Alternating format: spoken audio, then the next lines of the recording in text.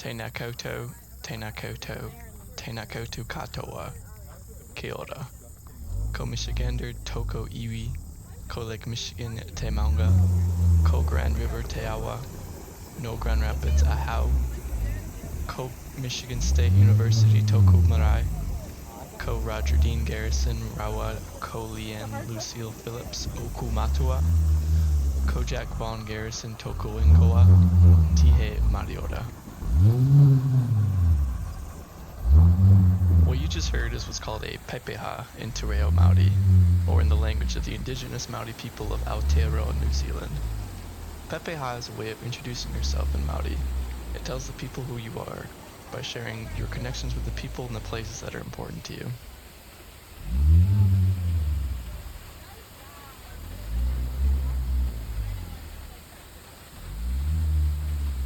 In New Zealand, much of the indigenous plants, animals, and culture that was so prevalent before the introduction of pests has declined, mostly due to European settlers in 1815. In modern times, efforts by the New Zealand government and its people have begun to try to rebuild the unjust done to Aotearoa, and are working hard to conserve and restore the native species and culture. The Department of Conservation in New Zealand is an astonishing example of the work being done to protect and preserve these endemic species and landmarks.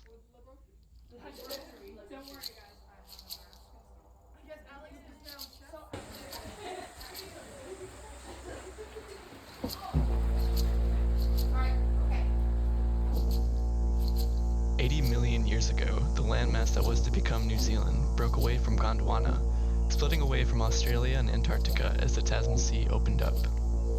This caused the isolation of many different species of plants, including incredible ferns. Ferns require lots of water to reproduce, which New Zealand is known for. This isolation also occurred before the rise of mammals, causing birds, who are descended from dinosaurs, to become the main fauna on the islands. Over time, many birds lost the need to fly, as many resources were on or near the ground, and with no natural predation, they began nesting on or near the ground. As a result, we get birds like the famous kiwi, the now extinct moa, the takehe, the weka, and many other unique species of bird. The only native or endemic mammal species was the long and short-tailed bats that still exist to this day. The islands lived predator-free until Maori ancestors first arrived in Aotearoa, New Zealand nearly 800 years ago. In these Polynesian voyagers' wakas, or canoes, they unknowingly brought stowaway kiore, or small Polynesian rats. It wasn't until the arrival of European settlers in 1815 that the introduction of the European ship rats really devastated many native birds. These bird species had no experience with predation, and therefore, Many eggs, chicks, and birds themselves were eaten by these new threats. Unfortunately, we lost many incredible species of fauna when these new predators arrived. Alongside this, the Maori culture began to decline as the European settlers arrived. Europeans began to take rule of areas of New Zealand, and in 1840, Te Tiriti o Waitangi, also known as the Treaty of Waitangi, was signed. This controversial document was made with two versions, one in Te Reo Maori and one in English. However, controversially, the two were not successfully translated. The English version granted the British full sovereignty over New Zealand, but the Maori version, signed by the chiefs in 1840, offered the Crown a strictly limited authority over the non-Maori settlers. This, of course, was an unjust done by the British Crown. Maori people unknowingly ceded control of their lands and their people, and because of this, their culture began to diminish. In today's age, the Maori culture is being brought back, just like the species we see today. Many signs, landmarks, and general text in New Zealand is in Te Reo Maori, with Te Reo Maori being recognized as an official language of New Zealand, and the iwi throughout Aotearoa are still around today. Rotorua, for example, is one of the largest concentrations of Maori culture and people in New Zealand.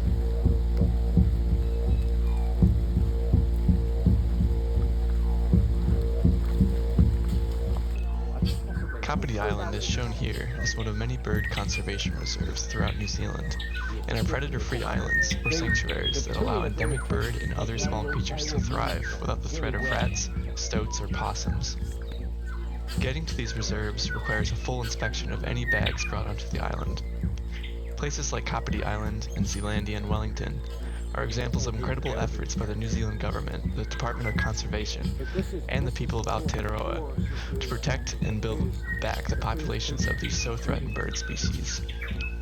These natural forests are filled with the chorus of bird songs like I've never heard before, and they act as a look back into time to what New Zealand was once before the arrival of humans. New Zealand aims to be predator-free by 2050, a goal set by the Department of Conservation to rid the entirety of New Zealand from these pests by trapping, monitoring, and poisoning to eradicate these invasive predators. The people of Aotearoa have an incredible consciousness towards the environment that is immensely refreshing to be surrounded by when compared to places like the United States, where issues like climate change are regularly argued about at the highest levels of government. This appreciation for the natural world, in part, I believe stems from the Maori people themselves. Maori people view themselves as one with the natural world. The people, the land, the sea, the forest, and all the living creatures are members of the same family. Maori have a direct whakapapa, or genealogical connection through their ancestors. Therefore, taking care of the natural world in turn will create better lives for their people. Toitu tamarai a tane mahuta, toitu tamarai a tangaroa, toitu te tangata. Or, if the land is well and the sea is well, the people will thrive. Shown here are the hihi, or stitch bird feeders, a black, yellow, and white bird that is being brought back by sanctuaries like Kapiti Island. These honey-eater type birds enjoy these feeders, and many of the bird songs you hear in these videos are from bellbirds or tui, alongside the occasional hee-hee.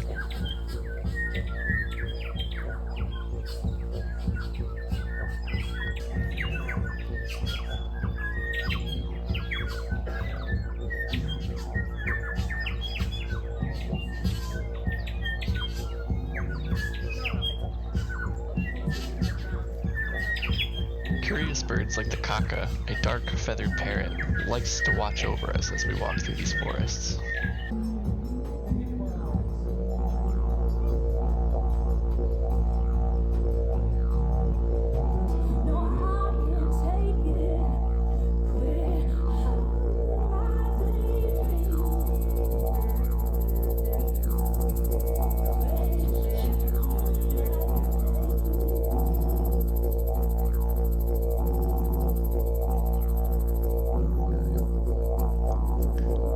Started our journey into the southern Alps of the southern island of New Zealand.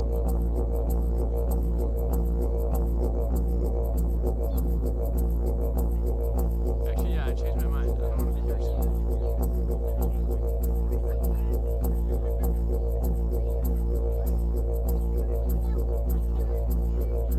Hello, birthday boy.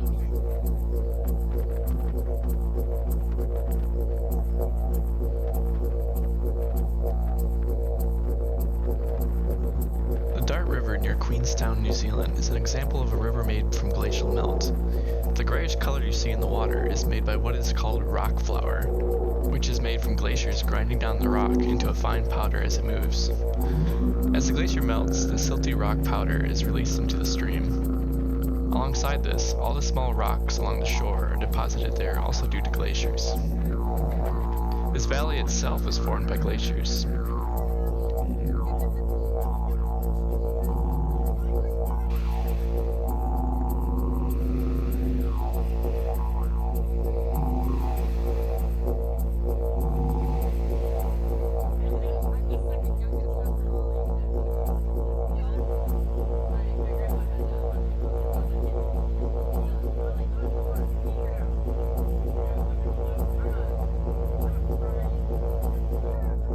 The Dart River drains into Lake Wakatipu, New Zealand's longest lake at 80 kilometers and ranks third largest in area.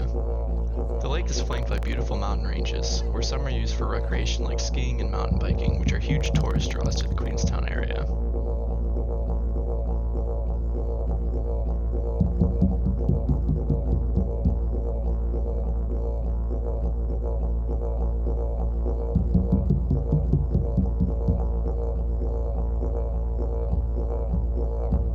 We next started to make our way to the Aoraki Mount Cook National Park.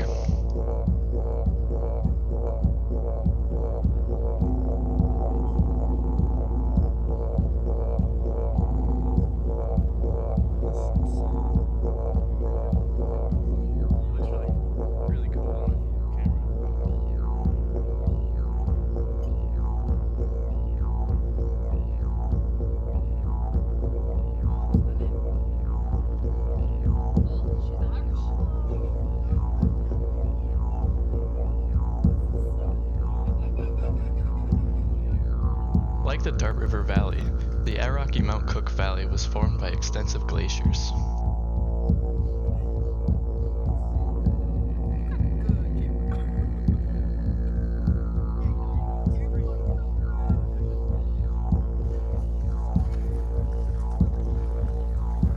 As part of the Southern Alps range, the Aoraki Mount Cook was formed by the tectonic uplifting as the Pacific and Indo-Australian plates collided along the island's west coast. The mountain is relatively young in geological terms, formed about 10 million years ago.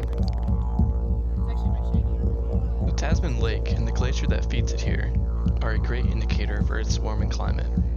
The lake itself is only 70 years old, which, geologically, is exceptionally young. The alarming part is that this lake was, and still is, being formed by the melting of the Tasman Glacier that you see. Data obtained from NIWA indicates that the volume of ice in New Zealand per year has gone from 53.3 kilometers cubed in 1978 to only 34.6 kilometers cubed in 2020. This loss of 18.7 kilometers cubed is a direct result of Earth's changing climate, with warming temperatures from human activities accounting for an increase of almost 2 degrees Celsius from 1930 to 2000, according to data obtained from NIWA at a climate monitoring site called the Hermitage here in the Aoraki Mount Cook Valley. Con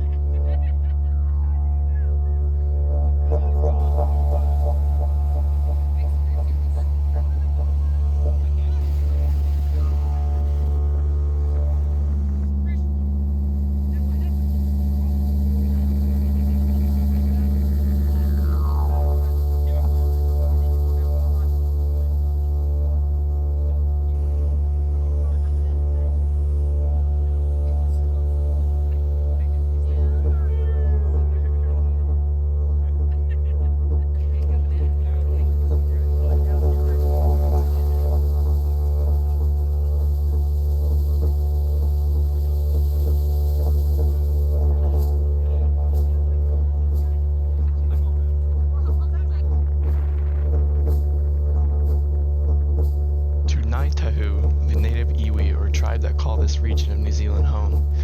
Aoraki represents the most sacred of ancestors, from whom Ngāi Tahu descend and who provide the iwi with a sense of communal identity, solidarity, and purpose. The ancestor embodied in the mountains remains a physical manifestation of Aoraki, the link between the supernatural and the natural world. The tapu, meaning sacred or forbidden nature, associated with Aoraki, is significant to the tribal value, and is the source of the power over life and death which the mountain possesses. Aoraki Mount Cook has Tōpuni status, a public symbol of Ngāi Tahu, Manawhenua, and Rangatiratanga.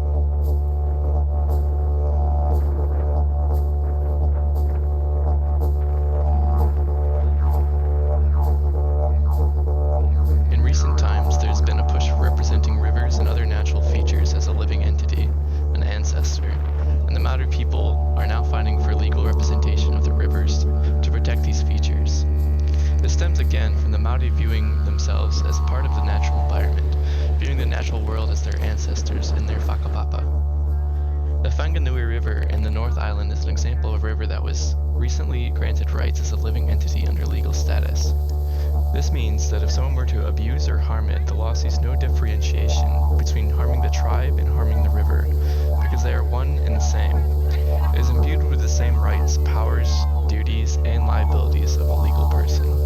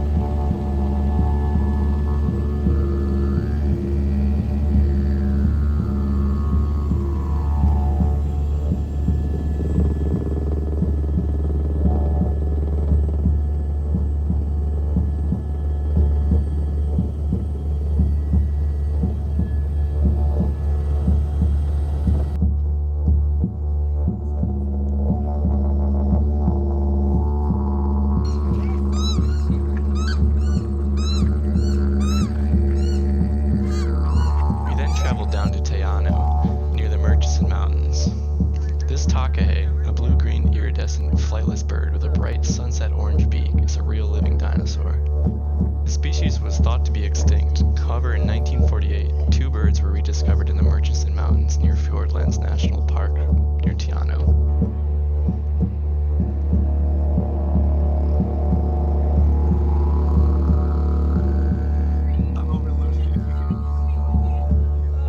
This area of the Southern Alps into the Fiordlands is the prime habitat for Kia, a beautiful green-brown large parrot with a brilliant orange under the wings that you can see when it's in flight.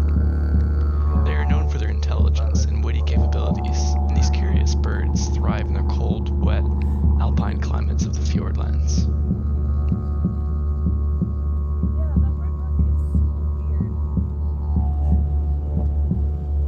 The whole west coast of the South Island is notorious for its high annual rainfall. However, Milford Sound tops the charts, being the wettest inhabited place in New Zealand, along with one of the wettest in the world. Milford sees more than 182 days of rainfall a year, and over a 24-hour period can often see more than 10 inches of water fall from the sky. awe-inspiring atmosphere of these mountains, filled with waterfalls, as the mountains themselves have very little soil to absorb the water, so it flows down and creates a spectacular view of thousands of waterfalls.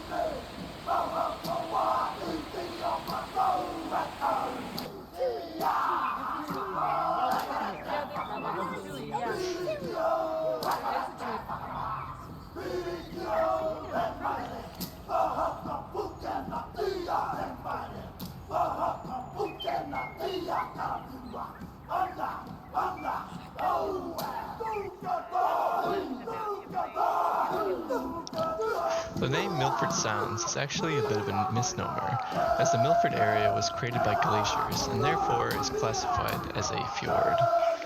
A sound, on the other hand, was created by running water like massive rivers, creating a more V-shaped valley, while fjords like the Milford have a wider U-shaped valley. An example of a sound is the Marlborough Sounds, shown earlier in the video, where we stayed at a place called Resolution Bay.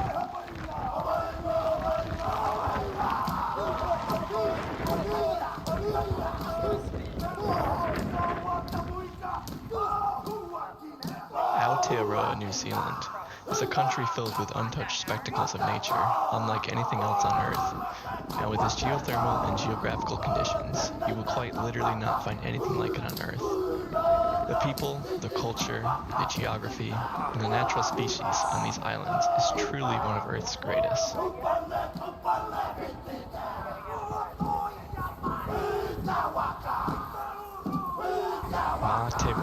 Aotearoa.